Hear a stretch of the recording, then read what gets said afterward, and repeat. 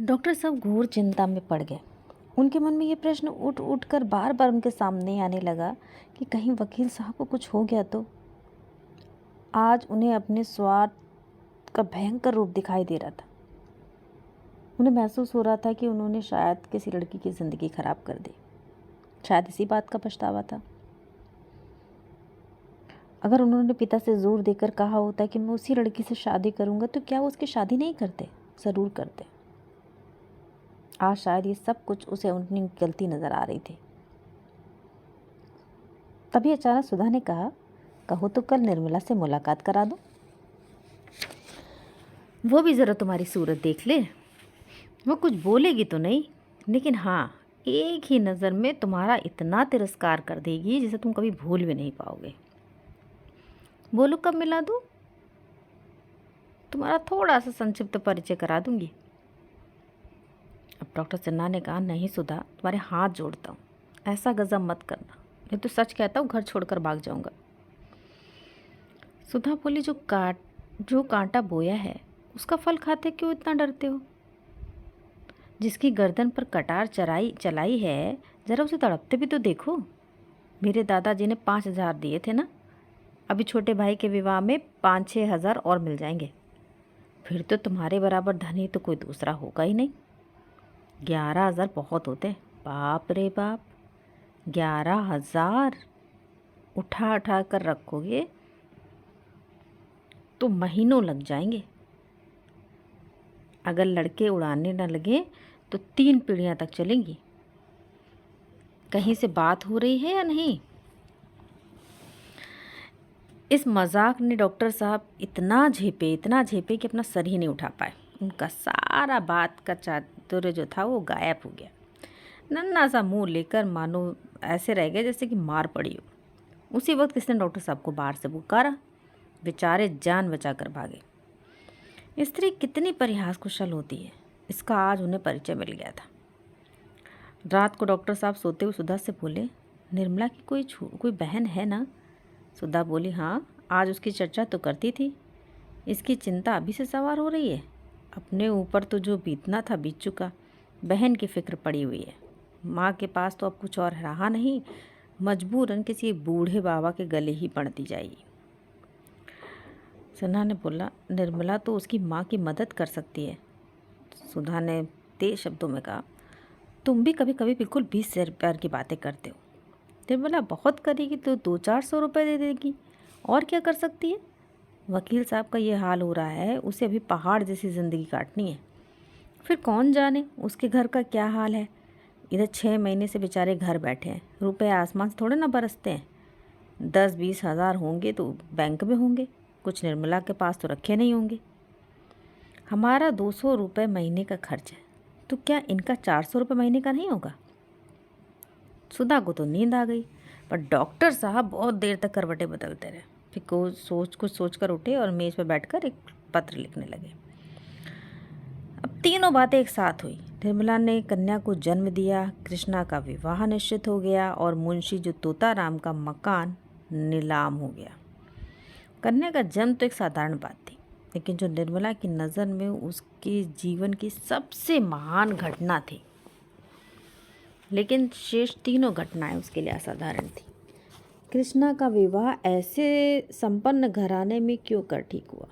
उसकी माता के पास तो दहेज नाम की कौड़ी भी नहीं थी, और इधर बूढ़े सिन्हा साहब को अब पेंशन लेकर घर आ गए थे। बिरादरी में महालोभी मशहूर थे। वो अपने पुत्र का विवाह ऐसे दरिद्र घराने में कैसे राजी हो गए? किसी को विश्वास नहीं होता था। इससे भी बड़े आश्चर्य की बात मुंशी जी के मकान का नीलाम होना था। लोग मुंशी जी को अगर लखपति नहीं तो बड़ा आदमी अवश्य समझते थे। उनका मकान कैसे नीलाम हुआ? बात ये थी कि मुंशी राम ने एक महाजन से कुछ कर्ज लेकर एक गांव रहन रखा था। उन्हें उम्मीद थी कि 7-8 साल में ये रुपए पाट देंगे, फिर 10-5 साल में उस गांव पर कब्जा कर लेंगे। वह जमींदार असल सूद के कुल रुपए अदा करने में असमर्थ हो गया। इसी भरोसे पर मुंशी जी को मामला किया था।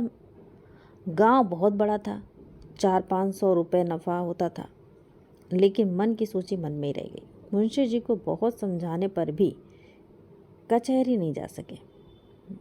मुंशी जी दिल को बहुत समझाए कचहरी चले जाएं, लेकिन पुत्र शोक इतना ज़्यादा था कि वो कचहरी नहीं जा सके। महाजन के पास जब साल भर तक सूद नहीं पहुंचा तो उसने बार बार बुलाने पर मुंशी जी जब उसके पास नहीं गए, यहाँ तक कि पिछली बार उन्होंने साफ साफ कह दिया कि हम किसी गुलाम नहीं हैं, साहू जी जो चाहे करें। तब साहू जी को गुस्सा आ गया, उसने नालिश कर दी। मुंशी जी पैरवी करने भी नहीं गए। एकाएक डिग्री हो गई। यहाँ घर में रुपए रखे गए थे, इतने ही दिनों में मुंशी जी की साख भी उठ गई थी। वो रुपए का इंतज़ाम भी नहीं कर सके। आखिर जो मकान था वो नीलाम पर चढ़ गया। निर्मला सौर में थी। ये खबर सुनी तो उसका कलेजा सन्न से रह गया। जीवन में कोई सुख ना होने पर भी धन का अभाव नहीं था उसको। इस चिंता से तो मुक्त थी। और जो धन होता है मानव जीवन में सबसे प्रधान तो नहीं, लेकिन बहुत ज़रूरी चीज़ तो होती है। अब अभावों के साथ ये चिंता भी उसके ऊपर सवार हो गई। उसने दाई द्वारा कहला भेजा कि मेरे सब जेवर बेचकर घर को बचा लीजिए। मुंशी जी ने प्रस्ताव स्वीकार नहीं किया। उस दिन से मुंशी जी और भी चिंताग्रस्त रहने लगे। जिस धन का सुख भोगने के लिए उन्होंने विवाह किया था, अब वही उनके पास केवल एक स्मृति बन के रह गया था, यानी सिर्फ सपना। वो मारे दुख के निर्मला को अपना मुंह तक नहीं दिखा सकते थे। उन्हें अब उस अन्याय का अनुमान हो रहा था जो उन्होंने निर्मला के साथ किया था। और कन्या के जन्म ने तो रईस की कसर पूरी कर दी, सर्वनाश ही कर डाला। 12वें दिन सौर से निकलकर निर्मला नवजात शिशु को गोद में लिए हुए पति के पास आई। वो स्वभाव में भी इतनी प्रसन्न थी मानो उसे कुछ चिंता नहीं है। बालिका को हृदय से लगाकर अपनी सारी चिंताएं भूल गई थी। बच्चे को फलता फूलता देखकर उसे बहुत खुशी हो रही थी। माता का प्रेम होता ही ऐसा है, अपने बच्चे को देखने के बाद वो सब कुछ भूल जाती है। वो शिशु को पति की गोद में देखकर निहाल हो जाना चाहती थी, लेकिन जो मुंशी जी थे कन्या को देखकर सहम उठे। गोद में लेने के उनका हृदय हुलसा नहीं, लेना नहीं चाहते थे। उन्होंने एक बार करुण नेत्रों से देखा और फिर सिर झुका लिया। बच्चे की सूरत बिल्कुल मंशा राम से मिलती जुलती थी। निर्मला ने उसके मन का भाव कुछ और ही समझा। उसने स्नेह से लड़की को हृदय से लगा लिया, मानो उनसे कह रही है, अगर तुम इसके बोझ के तले दबे जा रहे हो तो मैं इस पर तुम्हारा साया भी नहीं पड़ने दूंगी। निर्मला ने उसके भावों को ऐसा लगा कि शायद वो लड़की नहीं चाहते थे, या लड़की होना उन्हें इस वजह से दुखी कर रहा है क्योंकि वो लड़की है। पर यहाँ वो इस वजह से दुखी थे क्योंकि उसमें उनको मनशाराम की झलक दिखाई दे रही थी। जिस रतन को मैंने इतनी तपस्या के बाद पाया, उसका निरादर करते हुए तुम्हारा हृदय फट नहीं जाता। वो उसी क्षण अपने बच्चे को गोद से चिपकाए हुए कमरे से बाहर आई और देर तक रोती रही। उसने पति की उदासीनता को समझने की बिल्कुल भी कोशिश ही नहीं की, वरना वो शायद इतना कठोर उनको नहीं समझती। उसके सिर पर जिम्मेदारियों का इतना बड़ा बोझा कहाँ था जो अपने पति पर आ पड़ा था। वो सोचने की चेष्टा करती तो क्या इतना भी नहीं समझ पाती। मुंशी जी को एक क्षण में अपनी भूल मालूम हो गई। माता का हृदय प्रेम में इतना अनुरक्त रहता है कि भविष्य की चिंता और बाधाएं उसे ज़रा भी भयभीत नहीं करती हैं। उसे अपने अंतःकरण में एक अलौकिक शक्ति का अनुभव हुआ जो बाधाओं को परास्त कर सकती है। मुंशी जी दौड़े हुए घर में आए और बच्चे को गोद में लेकर बोले, मुझे याद आती है, मंशा भी ऐसा ही था, बिल्कुल ऐसा ही। तिमला बोली, दीदी जी भी तो यही कहती हैं। मुंशी जी कहते, बिल्कुल वही, बड़ी बड़ी आंखें और लाल लाल होंठ हैं। ईश्वर ने मुझे मेरा मनशाराम इस रूप में दे दिया। वही माता, वही मुंह, वही हाथ पाँव। ईश्वर तुम्हारी अपार लीला है।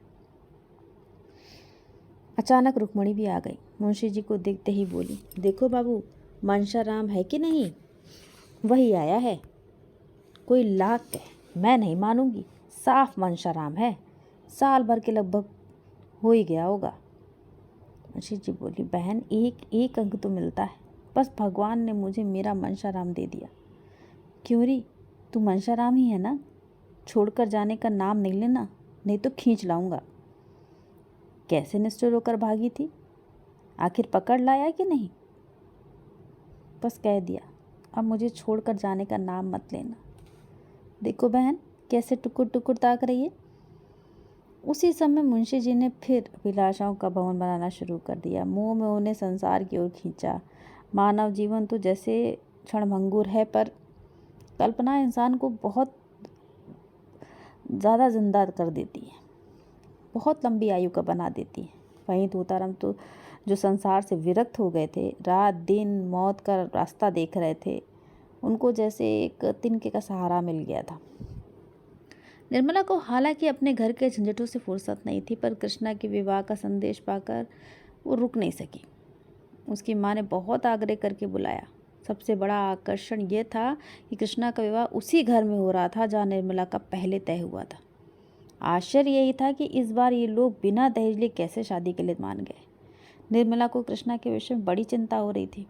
समझती थी कि कहीं मेरी तरह किसी गले न बढ़ दी जाए। बहुत चाहती थी कि माँ की कुछ सहायता करूं, जिससे निर्मला के लिए कोई योग्य वर मिले।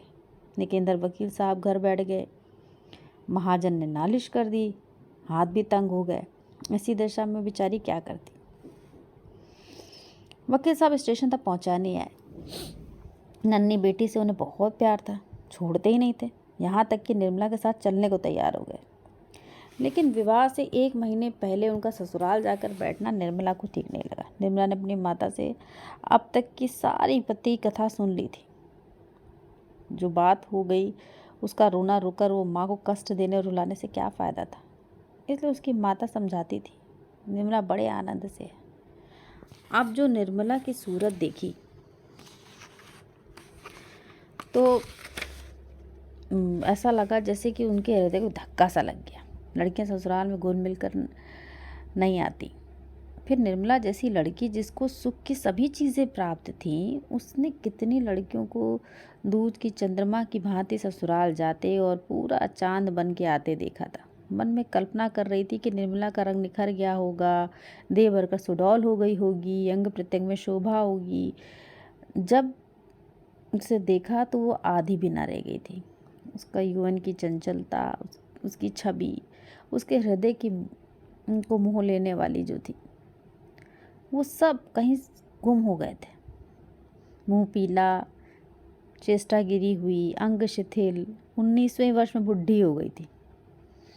जब माँ बेटियां रो धोकर शांत हुई तो माँ ने पूछा, क्यों री, तुझे वहाँ खाने को नहीं मिलता? इससे कहीं अच्छी तो तू यहीं थी।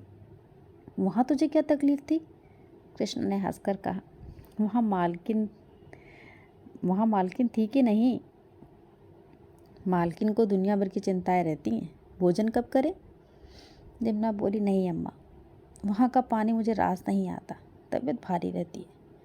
माँ बोली, वकील साहब न्योते में आएंगे ना, तब पूछूंगी कि आपने फूल सी लड़की ले जाकर क्या गद बना डाली। अच्छा अब ये बता, तूने यहाँ रुपए क्यों भेजे थे? मैंने तो तुझसे नहीं मांगे थे, लाख गई गुजरी थी, पर बेटी का धन खाने की नीयत नहीं है। निर्मला ने चौंक कर पूछा, किसने रुपए भेजे थे अम्मा? मैंने तो नहीं भेजे। माँ बोली, झूठ मत बोल, तूने 500 रुपए के नोट नहीं भेजे थे? कृष्णा, भेजे नहीं थे तो क्या आसमान से आ गए? तुम्हारा नाम साफ लिखा था, मोहर भी वहीं की थी। निर्मला बोली, तुम्हारे चरण छूकर कहती हूँ, मैंने रुपए नहीं भेजे। ये कब की बात है? माँ बोली, अरे 2-2.5 महीने हुए। अगर तूने नहीं भेजे तो आए कहाँ से? निर्मला बोली, ये मैं क्या जानूँ। अगर मैंने रुपए नहीं भेजे, हमारे यहाँ तो जेब से जवान बेटा मर गया, जब से जवान बेटा मर गया कि तो कचहरी नहीं जाते, मेरे हाथ भी तंग है, रुपए कहाँ से आते? अरे ये तो बड़े आश्चर्य की बात है, वहाँ और तेरा कौन सगा संबंधी है? वकील साहब ने तुझसे छिपा कर तो नहीं भेजे? नहीं अम्मा, मुझे तो विश्वास नहीं। इसका पता लगाना चाहिए। मैंने सारे रुपए कृष्णा के गहने कपड़े में खर्च कर डाले, बड़ी मुश्किल हो गई। दोनों लड़कों में किसी बात पर विवाद खड़ा हुआ और कृष्णा उधर फैसला कराने चली गई। तो निर्मला ने माता से कहा, इस विवाह की बात सुनकर मुझे बड़ा आश्चर्य हुआ, ये कैसे हुआ अम्मा? माँ बोलती हैं, यहाँ जो सुनता है दांतों तले उंगली दबा लेता है। जिन लोगों ने पक्की की कराई फेर दी, थोड़े से रुपए के लोभ से, वे आज बिना रुपए दिए कैसे विवाह करने तैयार हो गए, किसी को समझ नहीं आ रहा है। उन्होंने खुद ही पत्र भेजा था। मैंने साफ लिख दिया कि मेरे पास देने लेने के लिए नहीं है, कुछ कन्या ही से आपका सेवा कर सकती हूँ। निर्मला बोली, इसका कुछ जवाब नहीं दिया। हाँ बोली, शास्त्री जी पत्र लेकर कर गए थे। वह तो यही कहते थे कि अब मुंशी जी कुछ लेने के इच्छुक नहीं हैं, अपनी पहली खिलाफी में बहुत लज्जित भी हैं। मुंशी जी से तो इतनी उदासीनता की उम्मीद नहीं थी, मगर सुनती हूँ कि उनके बड़े पुत्र बड़े सज्जन आदमी हैं। उन्होंने कह सुनकर बाप को राज़ी किया है। पहले तो महाशय भी थैली लेना चाहते थे ना? हाँ, मगर अब तो शास्त्री जी कहते थे कि दहेज के नाम से चिढ़ते हैं। सुना है यहाँ विवाह न करने से पछताते भी थे। रुपए के लिए बात छेड़ी थी और रुपए खूब पाए, स्त्री पसंद नहीं। निर्मला के मन में उस पुरुष को देखने की प्रबल इच्छा हुई जो उसकी अवहेलना करके अब बहन का उद्धार करना चाहता है। प्रायश्चित सही, लेकिन कितने ऐसे प्राणी हैं जो इस तरह प्रायश्चित करने को तैयार हैं। उनसे बात करने के लिए, नम्र शब्दों से उनका तिरस्कार करने के लिए, अपनी अनुपम छवि दिखाकर उन्हें और भी जलाने के लिए निर्मला का हृदय अधीर हो उठा। रात को दोनों बहनें एक ही कमरे में सोईं। मोहल्ले में किन किन लड़कियों का विवाह हो गया, कौन कौन किसका धूमधाम से हुआ, कौन कौन ऐसे ही गई, किस किस के पति कन्या के इच्छानुकूल मिले, ये सारी बातें करने में लगी थी। कृष्णा बार बार चाहती थी कि बहन के घर का हाल पूछूं, मगर निर्मला उसे पूछने का कोई मौका ही नहीं देती थी। जानती थी कि ये जो बातें पूछेगी उसके बताने में मुझे संकोच होगा। आखिर एक बार कृष्णा पूछ ही बैठी, जीजा जी भी आएंगे ना? आने को तो कहा है, अब तो तुमसे प्रसन्न रहते हैं। अब भी वही हाल है। मैं तो सुना करती थी दुहाजू पति स्त्री को प्राणों से भी अधिक प्यारी समझते हैं। वहाँ बिल्कुल उल्टी बात देखी। आखिर किस बात से बिगड़ते रहते हैं? अब मैं किसके मन की क्या जानूं कृष्णा। पर दीदी, मैं तो समझती हूँ कि तुम्हारी रुखाई से वो चिढ़ते होंगे। तुम तो यहीं से जली हुई गई थी, वहाँ भी उन्हें कुछ कहा होगा। कृष्णा, ये बात नहीं है। मैं कसम खाकर कहती हूँ, जो मेरे मन में उनके लिए ज़रा भी मैल हो, मुझसे जहाँ तक हो सकता है उनकी सेवा करती हूँ। अगर उनकी जगह कोई देवता भी होता तो उससे ज़्यादा और कुछ नहीं कर सकती थी। उन्हें भी मुझसे प्रेम है, मगर मेरा बराबर मुंह देखते रहते हैं। लेकिन जो बात उनके और मेरे काबू के बाहर है, उसके लिए क्या कर सकते हैं? और मैं, वो क्या करे और मैं क्या करूँ? न जवान हो सकते हैं वो, और न मैं बुढ़िया हो सकती हूँ। जवान बनने के लिए वो न जाने कितने कितने रस और खज़न खाते रहते हैं। मैं बुढ़िया बनने के लिए दूध घी सब छोड़े बैठी हूँ। सोचती हूँ मेरे दुबलेपन की अवस्था का शायद कुछ भेद कम हो जाए, लेकिन ना उन्हें पौष्टिक पदार्थों से कुछ लाभ होता है और ना मुझे उपवासों से। जब से मनशाराम का देहांत हो गया है, तब से उनकी दशा और ख़राब हो गई है। पर दीदी, मनशाराम को तो तुम भी तो बहुत प्यार करती थी। कृष्णा, वो लड़का ही ऐसा था, जो देखता था प्यार करता था। ऐसी बड़ी बड़ी डोरेदार आंखें मैंने किसी की नहीं देखी। कमर की भांति मुख हर दम खिला रहता था। ऐसा साहसी कि अगर अवसर पड़ता तो आग में फांद जाता। मैं तुमसे कहती हूँ, अगर वो मेरे पास आकर बैठ जाता तो मैं अपने सारे दुख भूल जाती। जी चाहता था वो हर दम सामने बैठा रहे, मैं उसे देखा करूँ। मेरे मन में पाप का लेश मात्र भी नहीं था। अगर एक क्षण के लिए भी मैंने उसकी ओर किसी और भाव से देखा हो तो मेरी आंखें फूट जाएं। पर ना जाने क्यों उसे अपने पास देखकर मेरा हृदय फूला न समाता था। इसलिए मैंने उसे पढ़ने का स्वांग रचा, नहीं तो वो घर में आता ही नहीं था। ये मैं नहीं जानती, अगर उसके मन में पाप होता तो मैं उसके लिए सब कुछ कर सकती थी। कृष्णा बोली, अरे बहन चुप रहो, कैसी बातें मुंह से निकालती हो।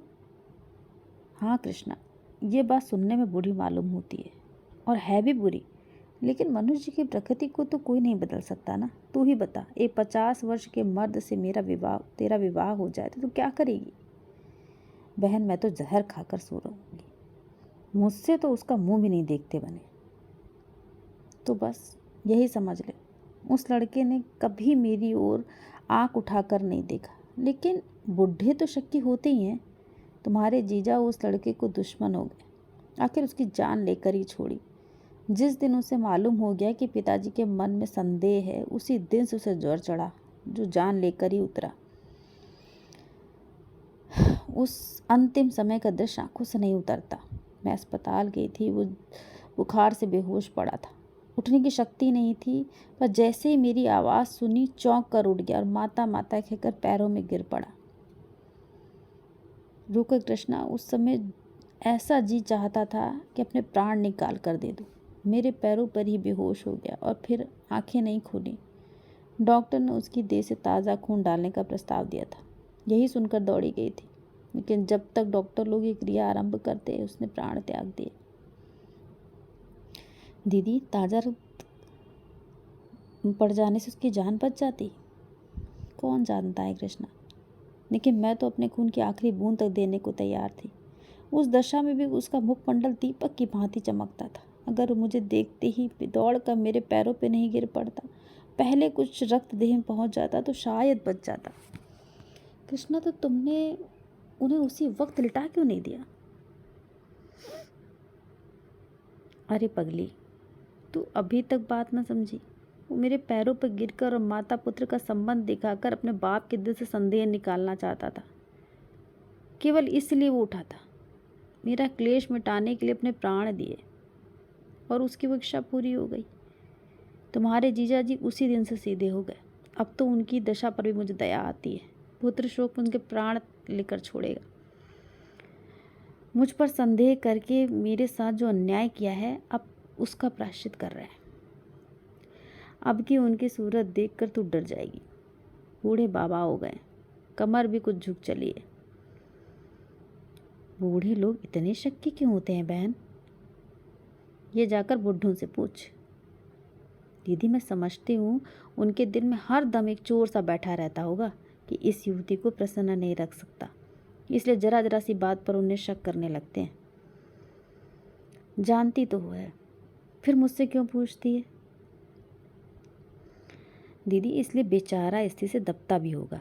देखने वाले समझते होंगे कि बहुत प्रेम करता है। कृष्णा, तूने इतने ही दिनों में इतनी बातें कहाँ से सीख ली? इन बातों को जाने दे। बता, तुझे अपना वर क्या पसंद है कि नहीं? उसकी तस्वीर तो देखी होगी। हाँ, आई तो थी, लाऊं, देखोगी? एक क्षण में कृष्णा ने तस्वीर लाकर निर्मला के हाथ में रख दी। निर्मला ने मुस्कुराकर कहा, तू बड़ी भाग्यवान है। अम्मा जी ने भी बहुत पसंद किया। तुझे पसंद है कि नहीं ये कह, दूसरों की बात मत चला। कृष्णा शर्माती हुई, शक्ल सूरत तो बुरी नहीं है, स्वभाव का हाल ईश्वर जाने। शास्त्री जी तो कहते थे ऐसे सुशील और चरित्रवान युवक बहुत कम होंगे। कृष्णा, यहाँ से तेरी तस्वीर भी गई थी। गई तो थी, शास्त्री जी ही तो ले गए थे। उन्हें पसंद आई, अब किसी के मन की क्या जानूं। शास्त्री जी कहते थे बहुत खुश हुए थे। अच्छा बता, तुझे क्या उपहार दूं? अभी से बता दे, जिससे बनवा रखूं। जो तुम्हारे जी में चाहे दे देना। उन्हें पुस्तकों से बहुत प्रेम है, अच्छी अच्छी पुस्तकें भी मंगवा देना। उनके लिए नहीं पूछती, तो अपने लिए बता। अपने लिए ही तो कह रही हूँ। कपड़े सब खद्दर के मालूम होते हैं। तस्वीर की तरफ देखती हुई निर्मला बोलती है, हाँ, खद्दर के बहुत प्रेमी हैं। सुनती हूँ पीठ पर खद्दर लाद कर देहातों में बेचने जाया करते हैं, और व्याख्यान में बहुत चतुर है। कृष्णा, अब तो तुझे भी खद्दर पहनना पड़ेगा। मुझे तो मोटे कपड़ों से चिढ़ है।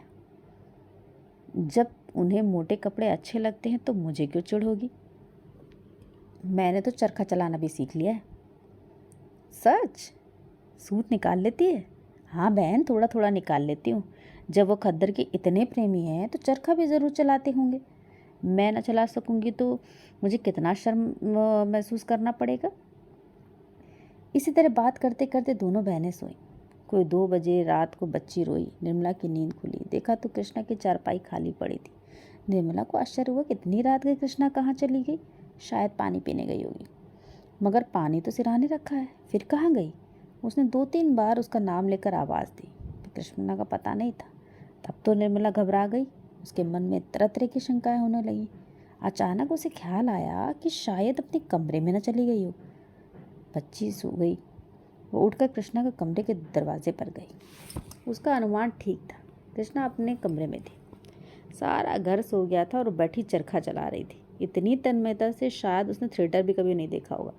निर्मला दंग रह गई। अंदर जाकर बोली, क्या कर रही है रे? ये चरखा चलाने का समय है।